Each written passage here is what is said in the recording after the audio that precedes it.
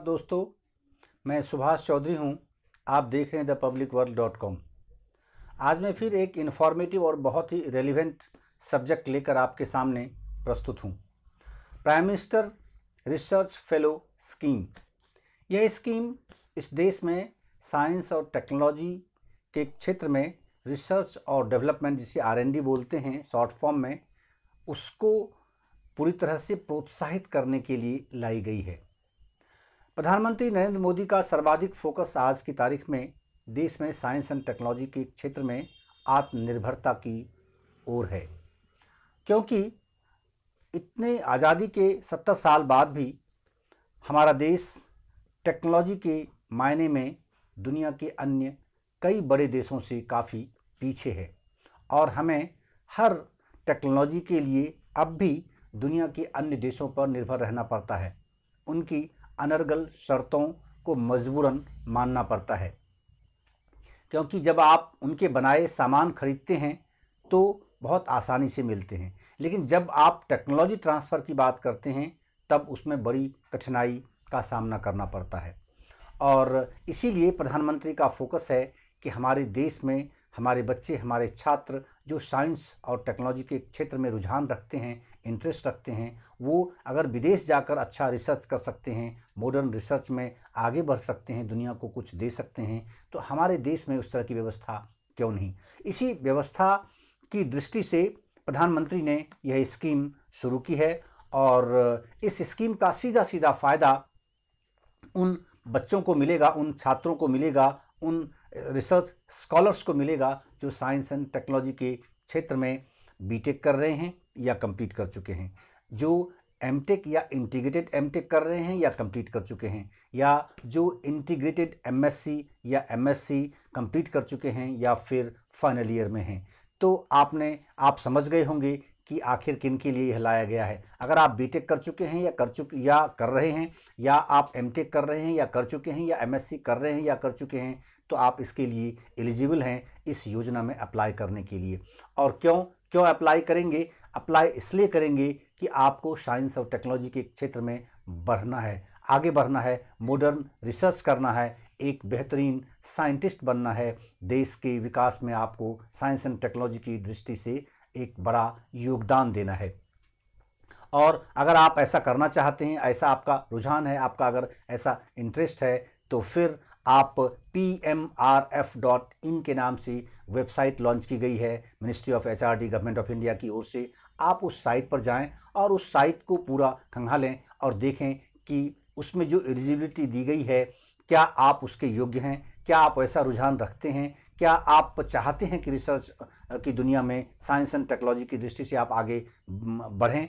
तो अगर आप बढ़ना चाहते हैं तो फिर आप अप्लाई कर सकते हैं, लेकिन शर्त इसमें यह है कि बीटेक, एमटेक या फिर एमएससी में कंसिस्टेंटली लगातार आपकी जो मार्क्स परसेंटेज हैं वो कम से कम 8 CGPA की परिधि में, उसकी सीमा में होनी चाहिए। और उन छात्रों के लिए भी ये एक लेसन है कि जो बच्चे अभी बीटेक में एडमिशन ले रहे हैं या ले चुके हैं या फिर फर्स्ट ईयर या सेकेंड ईयर में हैं, तो आपको भी आगाह करता हूं कि अगर आप इस योजना का लाभ आने वाले वर्षों में उठाना चाहते हैं, आप भी रिसर्च करना चाहते हैं, साइंटिस्ट बनना चाहते हैं और एक बेहतरीन फैकल्टी, प्रोफेसर या लेक्चरर बनना चाहते हैं IIT में, NITs में या इस ग्रेड के अन्य प्रीमियर इंस्टीट्यूट्स में, तो फिर आपको भी इसी दिशा से, इसी दृष्टि से तैयारी करनी पड़ेगी और इसी दृष्टिकोण से फिर आपको पढ़ना पड़ेगा और बीटेक, एमटेक या एमएससी में अपने मार्क्स परसेंटेज को उस लेवल पर हमेशा बरकरार रखना पड़ेगा, यानी 8 CGPA मिनिमम, और उससे अपर आप जितना मर्जी लाएं उतनी और अच्छी बात है। इससे आपकी एफिशिएंसी शो होती है। ये एक क्राइटेरिया है, ये एक एलिजिबिलिटी है जिसके आधार पर आप इसमें अप्लाई कर पाएंगे। दूसरी बात, आप अप्लाई कैसे करेंगे? आपको ऑनलाइन अप्लाई करना पड़ेगा। PMRF.in वेबसाइट पर जाएंगे, वहां आप ऑनलाइन अप्लाई कर सकेंगे। अप्लाई कब से शुरू? अप्लाई की डेट 24 फरवरी 2018 यानी शनिवार 24 फरवरी 2018 से आप ऑनलाइन अप्लाई कर पाएंगे। उस वेबसाइट पर सीधा जाएं और आप उसके डॉक्यूमेंट को खंगालें, किस किस तरह की डॉक्यूमेंट्स की आवश्यकता है, क्या उसकी अर्हताएं हैं, क्या कंडीशंस हैं। उन कंडीशंस के कुछ कुछ पॉइंट्स तो हम आपको बताने जा रहे हैं, हमारे इस स्क्रीन पर भी आप उसको देख पाएंगे और मुझे उम्मीद है कि उससे आपको मदद मिलेगी। तो सबसे पहली अर्हता है कि आपने बीटेक, एमटेक या एमएससी किया हो और मिनिमम 8 CGPA आपने मार्क्स हासिल की हो, तभी आप उसमें अप्लाई कर सकते हैं। और तीसरी अर्हता है कि आपने NIT से या IIT से या इसी ग्रेड के गवर्नमेंट ऑफ इंडिया के दूसरे इंस्टीट्यूट से अगर आपने ये कोर्सेज किए हैं, ये डिग्री हासिल की है, तो तब भी आप इसमें अप्लाई करने के लायक हैं और अप्लाई कर सकते हैं। तो डॉक्यूमेंट्स को देखें, उस साइट पर जाएं और मिलाएं और उस डॉक्यूमेंट्स को लेकर वन टाइम पूरा प्रिपरेशन करके और फिर आप उस वेबसाइट पर बैठें और उसको अप्लाई करें अपनी एलिजिबिलिटी के अनुसार। दूसरी बात, आप क्यों अप्लाई करेंगे? अप्लाई इसलिए करेंगे कि आपको रिसर्च की दुनिया में, साइंस एंड टेक्नोलॉजी की दुनिया में, रिसर्च के क्षेत्र में आगे बढ़ना है। दोस्तों, इस देश का दुर्भाग्य है कि जो लोअर और मीडियम कैटेगरी की फैमिली है, उनके बच्चों को खास तौर से, क्योंकि उनका इकोनॉमिक कंडीशन उस लेवल पे नहीं होता, उनके पास वो साधन नहीं होते, उनके पास वो सरंजाम नहीं होते, उनकी आर्थिक स्थिति उस लेवल पे नहीं होती कि वो फिर बीटेक या एमटेक के बाद अपनी पढ़ाई को जारी रख सकें। बावजूद इसके कि उनका रुझान इस क्षेत्र में काफ़ी अच्छा रहता है, लेकिन वो अपनी इच्छाओं को दबाकर और नौकरी में या किसी प्राइवेट नौकरी में, किसी कंसर्न में अपने को जोड़ देते हैं और फिर वो रिसर्च की दुनिया से बिल्कुल अलग हो जाते हैं, कट जाते हैं। देश को उनसे जो योगदान मिलना चाहिए था वो नहीं दे पाते हैं, बावजूद इसके कि उनका रुझान वैसा होता है। इस रुझान को बरकरार रखने के लिए उनका जो टेम्पो है इस दिशा में आगे बढ़ने का, कुछ करने का, देश के लिए कुछ नए रिसर्च, मॉडर्न रिसर्च करने का, उस टेम्पो को बरकरार रखने के लिए, उसे और एनकरेज करने की दिशा में प्रधानमंत्री मोदी का एक ये विशेष प्रयास है। बहुत ही अहम और बहुत महत्वपूर्ण निर्णय है प्रधानमंत्री रिसर्च फेलो स्कीम, जिसके माध्यम से अब आपको इस बात की चिंता नहीं होगी। अगर आप इसमें सेलेक्ट हो जाते हैं, आप चाहे लोअर कैटेगरी में आते हैं या आप मीडियम क्लास फैमिली से आते हैं, लोअर मीडियम क्लास फैमिली से आते हैं, अब आपको इस बात की चिंता करने की ज़रूरत नहीं है। अगर आपने बीटेक किया हुआ है, एमटेक किया, एमएससी किया है, तो आप आगे भी आप साइंस और टेक्नोलॉजी के क्षेत्र में आगे बढ़ सकते हैं और रिसर्च कर सकते हैं। कैसे? तो जब आप सेलेक्ट हो जाएंगे इसमें, तो सिलेक्शन के बाद आपको पहले 2 वर्ष तक ध्यान रखें, पहले 2 वर्ष तक आपको ₹70,000 पर मंथ स्कॉलरशिप के रूप में भारत सरकार देगी।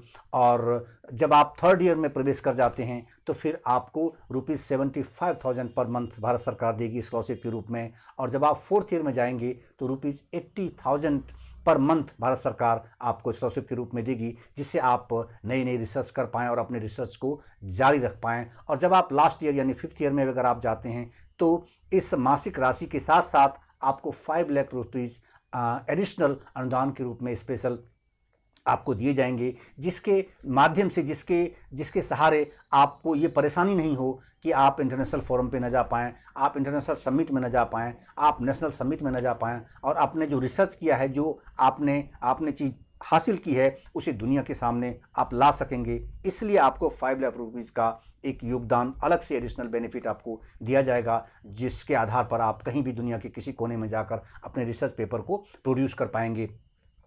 और सबसे बड़ा लक्ष्य प्रधानमंत्री का ये है कि जो IITs हैं, NITs हैं या इस लेवल के जो इंस्टीट्यूट्स हैं गवर्नमेंट ऑफ इंडिया के या भारत सरकार के या अपने देश में, उस इंस्टीट्यूट्स में भी फैकल्टी चाहिए, बहुत टैलेंटेड फैकल्टी चाहिए, बहुत डीप नॉलेज वाले फैकल्टी चाहिए, प्रोफेसर्स चाहिए, लेक्चरर चाहिए। तो वो कैसे तैयार होंगे जब इसलिए इस क्षेत्र को भारत सरकार ने पहचाना है और उसको चिन्हित करके और उस दिशा में काफ़ी फोकस करने की कोशिश की है। और अब आपको चिंता करने की ज़रूरत नहीं कि प्रधानमंत्री ने जो योजना शुरू की है, मुझे लगता है इससे काफ़ी बड़ा फ़ायदा होने वाला है। क्योंकि इसमें कोई 10, 20, 25 या 50 सीट्स नहीं है या स्टूडेंट्स के लिए नहीं है। ये योजना कुल 3000 स्टूडेंट्स के लिए है दोस्तों। ये आपको जानकर ये खुशी होगी, 3000 स्टूडेंट्स के लिए। और 2018-19 की बात अगर मैं करूं तो इस वित्तीय वर्ष से लेकर अगले 3 वर्ष तक इसमें 3000 स्टूडेंट्स का सिलेक्शन इस प्रोसेस के द्वारा होगा। प्रति वर्ष 1000 यानी 1000 स्टूडेंट्स का सिलेक्शन होगा और 3 साल में 3000 स्टूडेंट्स का सिलेक्शन होगा इसके लिए बीटेक, एमटेक और एमएससी की दृष्टि से। और फिर उनका नेक्स्ट बेनिफिट क्या है, उनका सीधा एडमिशन आईआईटी में होगा, एनआईटीज में होगा या दूसरे और जो प्रीमियर इंस्टीट्यूट्स हैं इस लेवल के गवर्नमेंट ऑफ इंडिया के, उसमें एडमिशन्स होंगे।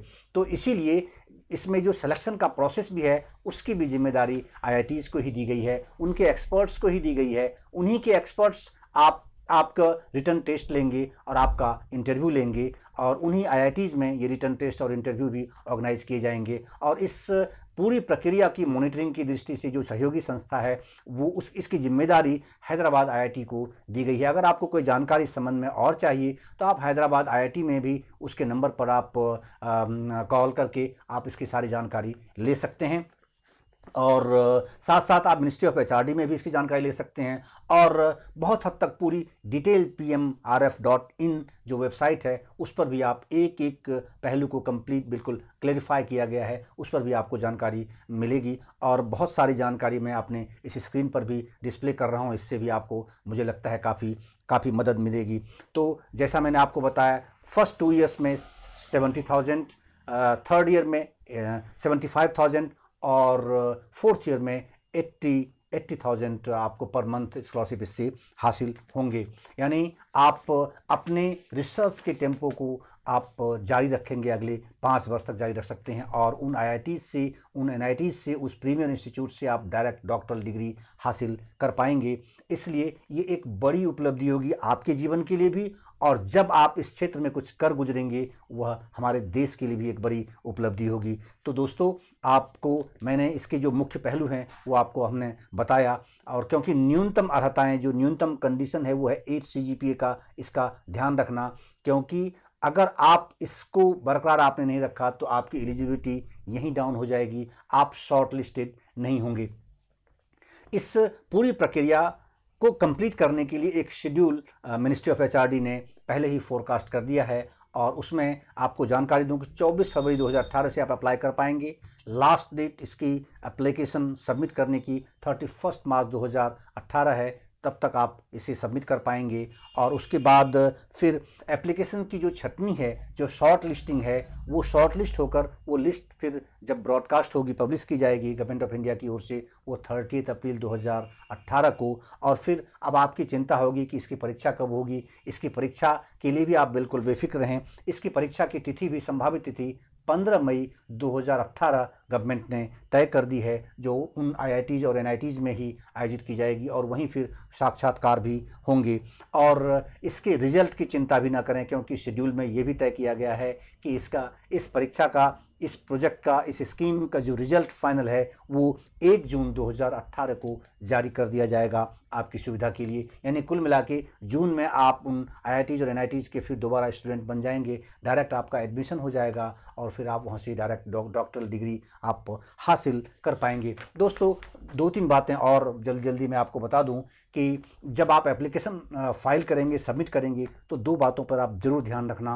पहला ये कि आप उस प्रोजेक्ट, जिस क्षेत्र में आपने स्टडी की है, उसके बारे में मिनिमम 100 वर्ड्स में आपको एक्सप्लेन करके उसमें अपलोड करना पड़ेगा। तो इसलिए उस पर ज़रूर ध्यान देना कि बहुत कंटेंशियस होना चाहिए और उससे ये स्पष्ट होना चाहिए कि आप में वो दम है, आप में वो स्पार्क है कि आप वाकई साइंस एंड टेक्नोलॉजी के क्षेत्र में आगे बढ़ सकते हैं, कुछ कर सकते हैं, देश के विकास में आप योगदान दे सकते हैं, इस दृष्टि से। और दूसरा, जिस प्रोजेक्ट पर आप रिसर्च करना चाहते हैं उस प्रोजेक्ट को भी मिनिमम 1000 वर्ड्स में एक्सप्लेन करना पड़ेगा और अपने एप्लीकेशन के साथ अपलोड करना पड़ेगा। तो इसलिए इन चीज़ों का भी ध्यान आप ज़रूर रखें। और मुझे उम्मीद है कि जब आप सेलेक्ट होंगे इस क्षेत्र में तो आप उन्हीं आईआईटीज़ में, उन्हीं एनआईटीज़ में, उन्हीं प्रीमियर इंस्टीट्यूट्स में आप भी एक फैकल्टी और कल को एक लेक्चर प्रोफेसर के रूप में वहाँ इस्टेब्लिश होंगे और फिर आने वाली पीढ़ी को फिर उसी अनुरूप आप तैयार कर पाएंगे,